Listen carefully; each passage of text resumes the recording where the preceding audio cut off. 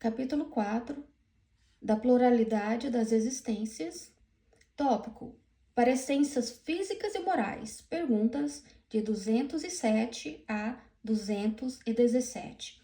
Pergunta 207. Frequentemente, os pais transmitem aos filhos a parecência física. Transmitirão também alguma parecência moral? Resposta: não. Que diferentes são as almas ou espíritos de uns e outros. O corpo deriva do corpo, mas o espírito não procede do espírito. Entre os descendentes das raças, apenas há consanguinidade. Questão A. De onde se originam as parecências morais que costuma haver entre pais e filhos? Resposta: é que uns e outros são espíritos simpáticos, que reciprocamente se atraíram pela analogia dos pendores. Pergunta 208. Nenhuma influência exercem os espíritos dos pais sobre o filho depois do nascimento deste? Resposta: ao contrário, bem grande influência exercem. Conforme já dissemos, os espíritos têm que contribuir para o progresso um dos outros. Pois bem, os espíritos dos pais têm por missão desenvolver a dos seus filhos, pela educação. Constitui-lhes isso uma tarefa, tornar-se-ão culpados se viverem a falir no seu desempenho. Pergunta 207. Por que de pais bons e virtuosos nascem filhos de natureza perversa?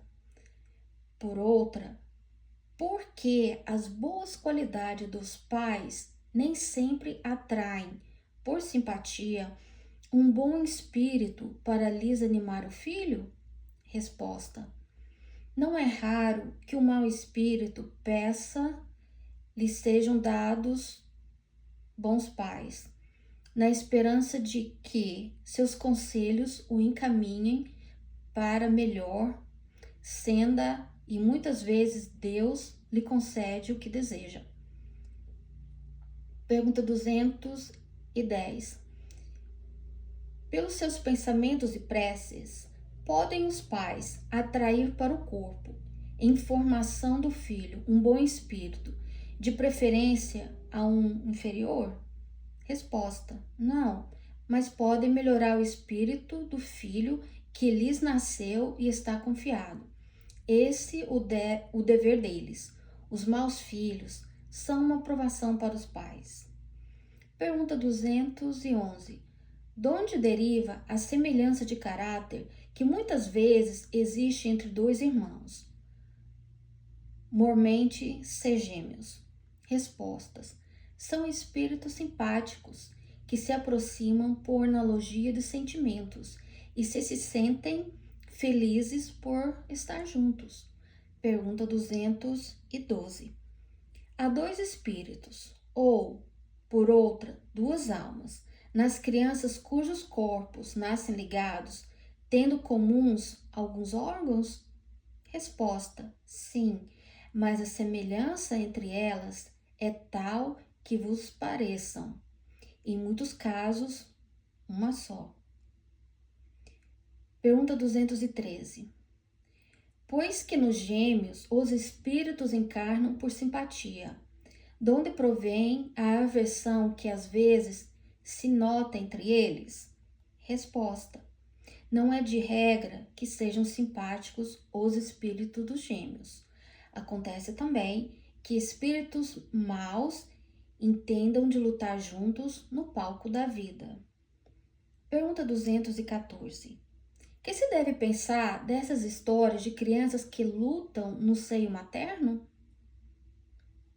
Resposta: lendas, para significarem quão inveterado era o ódio que reciprocamente se votavam. Figuram-no se fazer sentir antes do nascimento delas. Em geral, não levais muito em conta as imagens poéticas. Pergunta 215. O que dá origem ao caráter distintivo que se nota em cada povo? Resposta: também os espíritos se grupam em famílias, formando-as pela analogia de seus pendores mais ou menos puros, conforme a elevação que tenham alcançado. Pois bem, um povo é uma grande família formada pela reunião de espíritos simpáticos. Na tendência que apresenta os membros dessas famílias para se unirem, é que está a origem da semelhança que, existindo entre os indivíduos, constitui o caráter distintivo de cada povo. Julgas que espíritos bons e humanitários procurem, para nele encarnar, um povo rude e grosseiro? Não. Os espíritos simpatizam com a coletividade, como simpatizam com os indivíduos. Naquelas em cujo seio se encontrem, ele se acha no meio do que lhe é próprio. Pergunta 216. Em suas novas existências, conservará o espírito traços do caráter moral de suas existências anteriores? Resposta: isso pode dar-se, mas, melhorando-se, ele muda. Pode também acontecer que sua posição social venha a ser outra. Se o de senhor passa para escravo, inteiramente diversos serão os seus gostos e dificilmente o reconhecereis. Sendo o espírito sempre o mesmo nas diversas encarnações, podem existir certas analogias entre as suas manifestações, se bem que modificada pelos hábitos da posição que ocupe, até que um aperfeiçoamento notável lhe haja mudado completamente o caráter. Portanto, de orgulho e mal, pode tornar-se humilde e bondoso se ele arrependeu. Pergunta 217. E do caráter físico de suas existências pretéritas, conserva o espírito traços nas suas existências posteriores? Resposta: o novo corpo que ele toma, nenhuma relação tem o que foi anteriormente destruído. Entretanto, o espírito se reflete no corpo. Sem dúvida que este é unicamente matéria, porém, nada obstante, se modela pelas capacidades do espírito que lhe imprime certo cunho, sobretudo ao rosto, pelo que é verdadeiro dizer-se que os olhos são o espelho da alma, isto é, que o semblante do indivíduo que reflete de modo particular a alma. Assim é que uma boa pessoa excessivamente feia, quando nela habita um espírito bom, criterioso, humanitário, tem qualquer coisa que agrada, ao passo que há outros rostos belíssimos que nenhuma impressão te causam, que até chegam a inspirar-te repulsão. Poderia supor que somente corpos bem moldados servem de envoltório aos mais perfeitos espíritos. Quando o certo é que todos os dias deparas com um homem de bem, sob um exterior disforme, sem que haja pronunciada parecença a semelhança dos gostos e das inclinações pode, portanto, dar lugar ao que se chama um ar de família.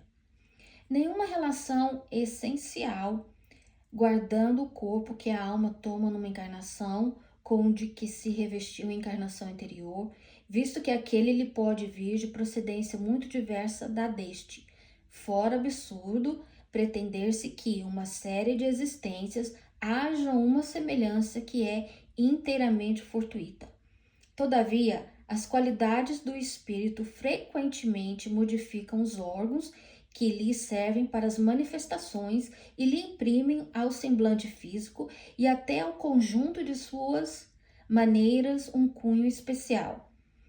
É assim que, sob um envoltório corporal da mais humilde aparência, se pode deparar a expressão da grandeza e da dignidade, enquanto, sob um envoltório de aspecto senhoril, se percebe frequentemente a da baixeza e da ignomínia. Não é pouco frequente observar-se que certas pessoas, elevando-se da mais ínfima posição, tomam-se sem esforços os hábitos e as maneiras da alta sociedade. Parece que elas aí vêm a achar-se de novo no seu elemento. Outras, contrariamente, apesar do nascimento e da educação, se mostram sempre deslocadas em tal meio. De que modo se há de explicar esse fato, senão como reflexo daquilo que o espírito foi antes?